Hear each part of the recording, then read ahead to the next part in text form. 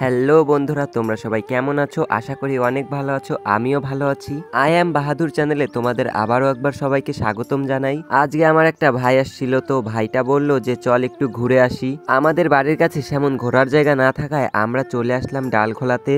এইখানে এসেই দেখতে পাচ্ছ আমরা স্টেশনের দিক যাচ্ছি। এইখানে একটু ঘুরবো, কারণ এই গরমের টাইমে স্টেশনের হাওয়া খেতে খুবই ভালো লাগে। তো যাই হোক, আমরা আসার সঙ্গে সঙ্গে দেখো একটা ট্রেন চলে গেল। আর তোমরা যে লাইনটা দেখতে পাচ্ছ, এই রেল লাইনটা ছাড়া তোমরা এদিকে শিলিগুড়ি, ত্রিপুরা, আসাম যেতেই পারবে না।